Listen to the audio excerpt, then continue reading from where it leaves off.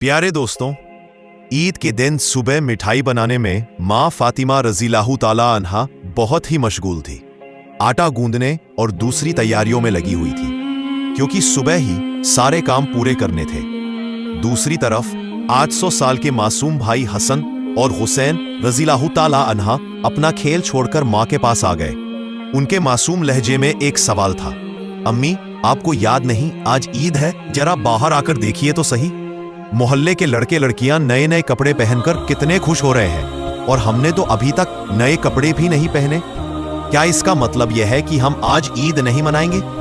थोड़ी देर बाद फिर कहने लगे, अम्मी जल्दी से हमें हमारे नए कपड़े पहना दो, हम भी उनके साथ खेलते खेलते ईदगाह जाना चाहते हैं। जब अब्बू आएंगे तो उन्हें हमारे साथ भेज देना, हम उनके साथ वापस लौट आएंगे। माँ ने बच्चों के सर पर मोहब्बत भरा हाथ फेरा, उनके माथे को चूमा और बोली, अभी ईदगाह जाने में काफी वक्त है बेटा, तुम लोग बाहर जाकर थोड़ा घूम फिर आओ, फिर मैं तुम्हें नए कपड़े पहना दूंगी। हो सकता है तब तक तुम्हारे अब्बू भी आ जाए और शायद तुम्हारे लिए नए कपड़े भी ले आए, तब मैं तुम्हें जरूर नए कपड़े पहना दूंगी और तुम अपने अब्बू के साथ ईदगाह चले जाना। अब जाओ बेटा, बाहर जाकर थोड़ा खेलो, इस बीच में अपने काम निपटा लो। दोनों भाई बोले, जी अम्मी। फिर छोटा भाई अचानक सवाल करने लगा, अम्मी क्या अब्बू हमारे लिए नए कपड़े लेने गए हैं? माँ ने दोनों बच्चों को अपने गले से लगा लिया, उनके माथे पर प्यार से चूमा और अपने दिल के आंसू पोंछते हुए हंसकर कहा, हाँ बेटा, तुम्हारे लिए नए कपड़े जरूर आएंगे, तुम्हें जरूर पहनाऊंगी। अब तुम लोग बाहर जाकर खेलो, सब ठीक हो जाएगा। माँ ने अपने रब पर यकीन रखते हुए अपने बच्चों को दिलासा दिया। दोनों भाई खुशी खुशी बाहर चले गए। माँ ने अपने आंचल से आंसू पोंछे और मजबूरी में अपने काम में दोबारा मशगूल हो गई। कुछ देर बाद दोनों भाई फिर रोते हुए घर लौट आए।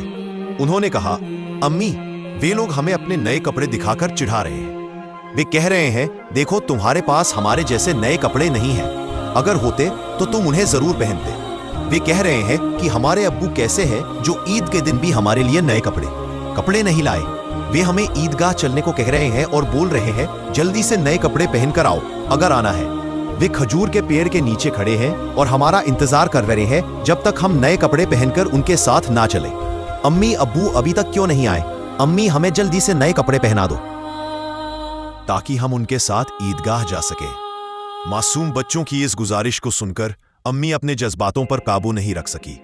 आंसू रोकना उनके लिए बहुत मुश्किल हो गया, लेकिन बच्चे अम्मी को मजबूती से गले लगाकर खामोशी से उनकी ओर देख रहे थे। कुछ ही पल में खुद को संभालते हुए अम्मी ने आंसू पोंछे और चेहरे पर जबरन हल्की सी मुस्कान लाते हुए बोली, अभी बाहर जाने का वक्त नहीं हुआ है बेटा, इतनी जल्दी क्यों कर रहे हो? नमाज के लिए अभी काफी समय है। इस दौरान बाहर जाकर थोड़ा घूम फिर लो और देखो तुम्हारे अब्बू कहाँ हैं, उन्हें ढूंढ कर ले आओ। तब तक मैं अपना बाकी काम निपटा लेती हूँ, थोड़ा सा ही काम बचा है। अगर तुम्हारे अब्बू नए कपड़े लाते हैं तो मैं तुम्हें बहुत खूबसूरती से तैयार कर दूंगी, फिर तुम मिठाई खाकर अपने अब्बू के साथ ईदगाह जाओगे, ठीक है? दोनों भाइयों ने मासूमियत से कहा, जी अम्मी। अम्मी ने अपने दिल को मजबूत करते हुए बच्चों को तसल्ली दी, लेकिन जैसे ही उन्होंने बच्चों के मासूम चेहरों की तरफ देखा, उनकी आंखों में आंसुओं का सैलाब उमड़ पड़ा। बच्चों को अपनी हालत का अंदाजा ना हो, इस डर से अम्मी कभी एक कमरे में जाती तो कभी दूसरे में। इधर दोनों मासूम भाई परेशान होकर अम्मी अम्मी कहते हुए उनके पास आए और बोले, अम्मी हम समोसे और सख्फीस खजूर लेकर अब्बू को ढूंढने जा रहे हैं। अम्मी ने रुंधे गले से कहा, हाँ जाओ। उनकी आवाज में छुपा दर्द बच्चे समझ नहीं सके। बड़े भाई ने अफसोस जताते हुए कहा, अब्बू कहाँ होंगे? छोटे भाई ने मासूमियत से पूछा, अब्बू कहाँ गए? बड़े भाई ने जवाब दिया, पता नहीं, चलो इधर उधर ढूंढते हैं। छोटे भाई के कंधे पर हाथ रखते हुए दोनों भाई अब्बू की तलाश में निकल पड़े। इधर अम्मी अपने दिल का दर्द कम करने का कोई रास्ता नहीं पा रही थी। उनकी बेचैनी और बढ़ गई। वह सोचने लगी, मैं अपने मासूम बच्चों को कैसे बताऊं कि आज उन्हें नए कपड़े पहनाने के साधन हमारे पास नहीं है? उन्हें कैसे तसल्ली दूं? आज तो ईद का दिन है, मैं जो भी कहूंगी क्या मेरे बच्चे मेरी बात मानेंगे? या अल्लाह, क्या तेरे अलावा मेरा कोई और सहारा नहीं? ईद के लिए जो मिठाई बनाई है वह भी कई दिनों तक थोड़ा थोड़ा गेहूं बचाकर तैयार की है, उसी से हलवा और रोटी बनाई है, लेकिन नए कपड़े कहां से लाऊं? या अल्लाह, ये बोझ क्यों डाल दिया इस माँ के सर पर? तू तो सबकी हालत जानता है, मैं इन मासूम बच्चों को कैसे समझाऊं? या अल्लाह, तू रहमदिल और सर्वशक्तिमान है, झूठ बोलना गुनाह है। ये जानते हुए भी मैं अपने बच्चों को झूठी दिलासा और झूठी उम्मीद देकर बहला रही हूँ। लेकिन अब मैं क्या करूँ? तू ही बता दे। या अल्लाह, तू मुझे रास्ता दिखा। तू मेरे गरीब घर की हालत जानता है। तू ही मेरी मदद कर। ये कहते कहते माँ रोने लगी और जोर जोर से चक्की चलाने लगी। चक्की की घर घर की आवाज के साथ उनके दिल का दर्द भी बाहर निकलने लगा। आंसू पोंछते हुए भले ही मिठाई बनाने का काम तेजी से चल रहा था, को आया। एक और मुश्किल सामने खड़ी हो गई। तभी अम्मी अम्मी कहते हुए 2 मासूम बच्चे माँ के पास आकर खड़े हो गए। माँ ने जल्दी से अपने आंसू छुपाए और प्यार भरी आवाज में पूछा, बोलो बेटा, क्या बात है? माँ ने हमेशा अपनी इच्छाओं और आराम को दबाकर रखा था। गरीबी को अपना नसीब मानकर थोड़े में ही खुश रहने की आदत डाल ली थी। लेकिन आज मासूम बच्चों की एक छोटी सी ख्वाहिश ने उनके सब्र के दायरे को तोड़ दिया। उन्होंने खुद को संभालते हुए बच्चों को गोद में उठा लिया, मुस्कुराने की कोशिश की, उनके माथे को चूमा और कहा, बोलो बेटा, क्या कहना है? बड़ा बेटा मासूमियत से अपनी आंखें झपकाने लगा। छोटे भाई ने भी उसकी नकल कर ली। माँ ने प्यार से कहा, देखो बेटा, तुम्हारे अब्बू आएंगे, यहां तुम्हारे लिए मिठाई बना रही हूं, थोड़ा सब्र करो, बस थोड़ी ही देर। उन्होंने बच्चों को सीने से लगा लिया, प्यार से समझाया और कहा, थोड़ा इंतजार करो बेटा, मिठाई अभी तैयार हो जाएगी। छोटे भाई ने आंखें मलते हुए अचानक पूछ लिया, लेकिन हमारे नए कपड़े अम्मी? ये सुनते ही मां चौंक गई। जल्दी से बोल पड़ी, अरे बेटा, ऐसा करते हैं, तुम लोग जाकर पहले नहा लो, अभी तक नहाए भी नहीं हो। दोनों भाई एक साथ बोले, नहीं अम्मी, अभी तक नहीं नहाए। मां के लिए मासूम बच्चों से छल करना बहुत दर्दनाक था। उनका दिल अंदर ही अंदर रो रहा था। लेकिन उन्होंने हंसते हुए कहा, बेटा, बिना नहाए कोई ईदगाह जाता रहे क्या? जाओ जल्दी से नहा लो, सब तैयार हो जाएगा। दोनों भाइयों ने खुशी से कहा, ठीक है अम्मी, हम अभी जाकर नहा लेते हैं, आप सब कुछ तैयार रखना, हम जल्दी से आ जाते हैं। फिर दोनों भाई खुश होकर नाचते हुए बाहर निकल गए। माँ ने दुआ की, जाओ बेटा, अल्लाह हाफिज। बच्चे तो चले गए, लेकिन माँ के दिल में चिंता और गहरी हो गई। उनका दिल जैसे एक अथाह सागर में डूब रहा था। माँ सोचने लगी, जब वे वापस आएंगे और कहेंगे हमें नए कपड़े पहनाओ, हम ईदगाह जाएंगे, तब मैं क्या करूंगी? अब माँ का मन और नहीं संभल सका। उनकी आंखों से आंसू बह निकले। वो सजदे में गिर पड़ी और अल्लाह से रो रो कर दुआ करने लगी, या अल्लाह, तू ही मेरा सहारा है, इस बेबस माँ की मदद कर, मुझे इस कठिनाई से बाहर निकाल। तेरे अलावा मेरा कोई नहीं है, मुझे राहत दे, इस मुश्किल से छुटकारा दे। इसके बाद माँ जैसे बेसुध होकर बड़बड़ाने लगी, या अल्लाह, तू तो माँ के दिल को समझता है। 3 बार मासूम बच्चों को बहला फुसलाकर मैंने किसी तरह संभाल लिया, लेकिन अब क्या करूं, क्या कहूं? तू ही मुझे सहारा दे, तू सब कर सकता है। फिर उन्होंने जोर से चीख कर कहा, या अल्लाह, तू सब कर सकता है, तू सब कर सकता है। इधर नहाने के बाद दोनों भाई खुशी खुशी हाथ में हाथ डाले घर की ओर चल पड़े। कुछ ही देर में हंसते खेलते दोनों भाई घर पहुंचे और जोर से आवाज लगाने लगे, अम्मी अम्मी, हम आ गए। लेकिन माँ की तरफ से कोई जवाब नहीं आया। छोटा भाई मासूमियत से बड़े भाई की ओर देखने लगा और धीरे से पूछा, भैया, माँ बोल क्यों नहीं रही? क्या माँ सो रही है? बड़े भाई ने छोटे भाई को बाहों में भर लिया और उसे दिलासा देने लगा। मैं देखता हूं जैसे ही बड़ा भाई माँ को जगाने के लिए हाथ बढ़ाने ही वाला था, अचानक दरवाजे पर जोर से दस्तक हुई। बड़े भाई ने घबराते हुए पूछा, कौन है बाहर? बाहर से कोई जवाब नहीं आया। दोनों भाई सहम कर एक दूसरे को देखने लगे। छोटा भाई डर के मारे बड़े भाई से चिपक गया। फिर से दरवाजे पर जोर से दस्तक हुई। डर और घबराहट से दोनों भाई जोर से चिल्ला पड़े, अम्मी अम्मी, बाहर कौन है? लेकिन माँ की तरफ से फिर भी कोई जवाब नहीं आया। इस बार दरवाजे पर खटखटाने के साथ कोई भारी चीज घसीटने जैसी आवाज भी सुनाई दी। दोनों भाई डर गए। उन्हें पता था कि अगर कोई रिश्तेदार, परिवार का कोई बड़ा या पड़ोसी घर पर आता तो वह हमेशा सलाम करता, लेकिन यहां सब कुछ उल्टा हो रहा था। बड़े भाई ने छोटे भाई को और कसकर गले लगाते हुए कहा, मुझे समझ नहीं आ रहा ये क्या हो रहा है। अम्मी भी कुछ बोल नहीं रही है। डरते डरते दोनों भाई दरवाजे के पास गए। जैसे ही वे वहां पहुंचे, बाहर से फिर से जोर से खटखटाने की आवाज आई। दोनों भाई घबराकर थोड़े पीछे हट गए। फिर जोर से चिल्लाकर पूछा, कौन है दरवाजे पर? बाहर से आवाज आई, मैं दर्जी हूं, दरवाजा खोलो। दोनों भाई हैरान रह गए। उन्होंने पूछा, दर्जी आप यहां क्यों? बाहर से फिर आवाज आई, हाँ मैं दर्जी हूं, दरवाजा खोलो, मैं तुम्हारे लिए नए कपड़े लेकर आया हूं, उन्हें ले लो। जैसे ही ये सुना, दोनों भाइयों ने जल्दी से दरवाजे की कुंडी खोली। सामने एक आदमी खड़ा था, नए कपड़ों की गठरी के साथ। दोनों भाई एक पल के लिए सन्न रह गए। दर्जी ने कपड़े उनकी ओर बढ़ाए। बड़े भाई ने झटपट सारे कपड़े अपने हाथों में ले लिए और छोटे भाई का हाथ पकड़कर तेजी से दौड़ते हुए मां के पास पहुंचा। उधर मां अब भी संभल नहीं पाई थी। उनकी आंखों से आंसू रुकने का नाम नहीं ले रहे थे।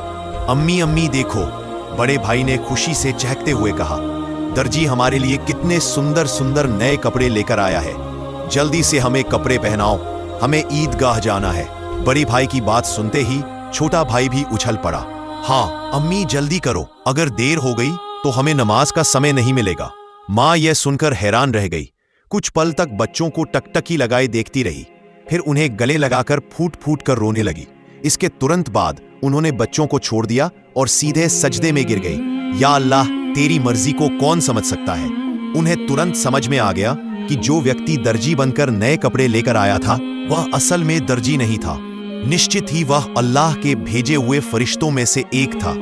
मां सजदे से उठी और जल्दी से बच्चों से बोली, जाओ बेटा जाओ, उसे मेरा सलाम कह देना और कहना कि वह आज हमारे घर से विदा हो जाए। लेकिन बच्चों को यह बात याद ही नहीं रही। वे इतने खुश थे, इतने उत्साहित थे कि उनकी खुशी का ठिकाना ही नहीं रहा। मां ने बच्चों को देखा, उनके सिर और पीठ पर प्यार से हाथ फेरा, फिर उन्हें गोद में उठाकर सीने से लगा लिया, उनके माथे को चूमा, फिर हल्के से डांटते हुए बोली, बेटा क्या तुम अभी तक नहीं गए?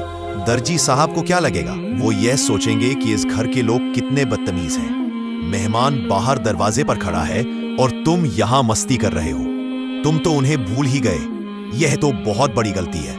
तुरंत जाओ, उन्हें मेरा सलाम पहुंचा दो और कहना कि आज वे हमारे मेहमान बने। जाओ बेटे, उन्हें अंदर आराम से बैठने के लिए कहो। बिना कुछ सोचे बेचारे दोनों भाई दरवाजे की ओर दौड़े, लेकिन तब तक दर्जी घोड़े पर सवार होकर घर से बहुत दूर जा चुका था। दोनों भाई जोर से चिल्लाने लगे, साहब अम्मा ने आपको सलाम कहा है, जल्दी वापस आइए। आज आप हमारे घर दावत पर आइए, हम बैठक का दरवाजा खोल रहे हैं। लेकिन दूर से हवा के साथ जवाब आया, अपनी अम्मा और अब्बा को मेरा सलाम देना, किसी और समय मिलने आऊंगा। दोनों भाई दौड़ते हुए अम्मा के पास आए और सब कुछ बता दिया। बोले, दर्जी साहब ने तुम्हें और अब्बा को सलाम कहा है। वो घोड़े पर सवार होकर उस तरफ जा रहे हैं। जल्दी आओ अम्मा, उन्हें देखोगी ना? जल्दी करो, खिड़की से देख लो। अगर देर करोगी तो उन्हें फिर नहीं देख पाओगी। दर्जी साहब कितने खूबसूरत लगते हैं। अम्मा, मां ने बच्चों की बात सुनकर खिड़की के पास आकर बाहर देखा। उन्होंने देखा कि एक अद्भुत पुरुष दिखाई दे रहा था। वो आकाश की ओर उड़ते जा रहे थे। उनके शरीर की चमक चारों ओर फैली हुई थी। उनकी रोशनी सूरज की किरणों को भी फीका कर रही थी। मां स्तब्ध होकर यह दृश्य देख रही थी। अचानक वो दिव्य पुरुष अपने घोड़े समेत कहीं अदृश्य हो गए। अब उन्हें और नहीं देखा जा सकता था। इतने में दोनों भाई जोर से चिल्लाए, अम्मा अम्मा देखो, वो रहे, अब्बा दूर से आ रहे हैं। मां ने बच्चों को अपने साथ कमरे में ले गई और उन्हें नए कपड़े पहनाने लगी। उनकी आंखों से खुशी के आंसू बह रहे थे। दोनों भाइयों ने हैरानी से पूछा, अम्मा अम्मा आप क्यों रो रही हैं? मां ने प्यार से बच्चों को सीने से लगाया और कहा, बेटा मैं क्यों रो रही हूं ये तुम अभी नहीं समझोगे।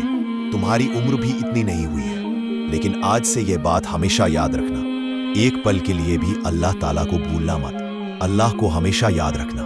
जो हमेशा अल्लाह को याद रखता है वह कभी भी मुसीबत में नहीं पड़ता। अगर तुम इस छोटी सी बात को अपने दिल में बसा लोगे और जिंदगी भर अल्लाह को नहीं भूलोगे तो देखोगे कि अल्लाह हमेशा तुम्हारी मदद करेगा। वो तुम्हें कभी मुश्किलों में नहीं डालेगा। माँ अपने बच्चों को यही नसीहत दे रही थी और साथ ही उन्हें नए कपड़े पहना रही थी। जब बच्चों को सजाने का काम पूरा हो गया तो माँ ने सुरम्मे का डिब्बा लाकर छोटे बेटे की आंखों में सुरम्मा लगाया। बड़े बेटे की आंखों में सुरम्मा लगाते ही दरवाजे के बाहर से आवाज आई, अस्सलामु वालेकुम या फातिमा ज़हरा। अंदर से हजरत फातिमा रजीब ने जवाब दिया, वालेकुम अस्सलाम या अली करीम। छोटा बेटा तेजी से दौड़कर बाहर गया और खुश होकर चिल्लाने लगा, अब्बा आ गए, अब्बा आ गए। बड़ा बेटा भी बाहर जाने ही वाला था, लेकिन माँ ने उसे रोक लिया क्योंकि उसकी आंखों में सुरमा लगाना अभी बाकी था। माँ ने थोड़ा गुस्से में कहा, बैठो बैठो, पहले सुरमा लग जाने दो। इतने में छोटा भाई अपने अब्बा का हाथ पकड़कर अंदर ले आया। तब तक बड़े भाई की आंखों में भी सुरमा लग चुका था। दोनों बेटों को देखकर अब्बा हैरान रह गए और बोले, ये क्या, इतने सुंदर कपड़े, ये कहां से आए? फिर दोनों भाई अपनी माँ और अब्बास से लिपट गए और खुशी जताने लगे। हजरत फातिमा ने बच्चों की आवाज शांत कराते हुए हजरत अली को पूरी घटना सुनाई। हजरत अली यह सब सुनकर सजदे में गिर गए और दुआ में कहने लगे, ए अल्लाह, तेरे लिए कुछ भी असंभव नहीं है। तू महान है, तू अजीम है, तू रहमत वाला और सर्वशक्तिमान है। फिर सजदे से उठकर उन्होंने हजरत फातिमा रजमन से पूछा, जो दर्जी बनकर बच्चों के लिए कपड़े लाया था, क्या तुमने उसे पहचाना? क्या तुमने जान लिया कि वह कौन थे? हजरत फातिमा रजमन ने कहा, नहीं, लेकिन इतना यकीन है कि वह अल्लाह के भेजे हुए कोई फरिश्ते थे, इसमें कोई शक नहीं। फिर भी यह मेरी अपनी धारणा राय है। हजरत अली रजमन ने कहा, हाँ, तुमने सही कहा, यह अल्लाह की महानता है। वह कोई और नहीं बल्कि हजरत जिब्राइल अलैहिस्सलाम थे। ये सुनते ही हजरत फातिमा की जुबान से अचानक जोर से निकला, अल्लाहु अकबर। ये कहते हुए वे भी सजदे में गिर गईं। उन्हें देखकर हजरत हसन और हजरत हुसैन भी सजदे में गिर गए। प्यारे दोस्तों, आप सबसे गुजारिश है कि इसे सदकाए जिया की नीयत से दूसरों तक जरूर पहुंचाएं। और अगर आप मेरे चैनल पर नए हैं तो चैनल को सब्सक्राइब करें। मिलते हैं अगली वीडियो में।